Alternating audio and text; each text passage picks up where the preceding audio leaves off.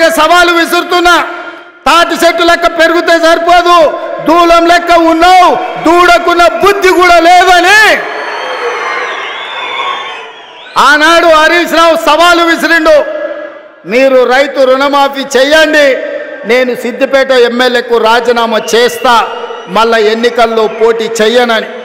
ఇవాళ ఈ వైరాగడ్డ మీద నుంచి ఖమ్మం ప్రజల సమక్షంలో హరీష్ రావు, నీకు సీము నెత్తురుంటే, సిగ్గు లజ్జ ఉంటే రాజీనామా చెయ్యి.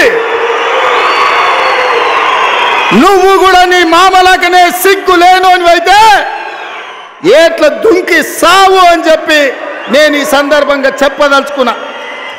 ఆయననే నేనన్నా, హరీష్ రావు సిద్ధంగా ఉండు, సిద్దిపేటకు పట్టిన శని పీడ చీడ విరుగడవుతుంది. 15 ఆగస్టు లోపల 2 లక్షల వరకు రుణమాఫీ చేసి తీరుతామని మాట ఇచ్చిన.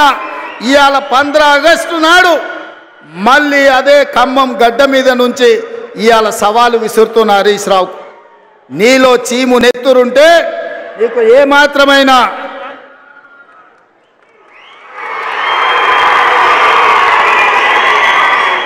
నీకు ఏమాత్రమైన సిగ్గు శరం ఉంటే రాజీనామా చెయ్యి. నువ్వెట్లాగూ రాజీనామా చెయ్యవు, నీది సిగ్గులేని జాతి.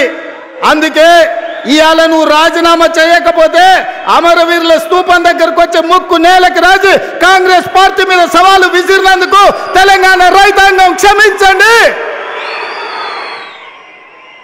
మాట తప్పని పార్టీ కాంగ్రెస్ పార్టీ రుణమాఫీ చేసింది. నేను విసిరిన సవాల్ను వెనక్కి తీసుకుంటున్నానని తెలంగాణ రైతాంగానికి క్షమాపణ చెప్పు.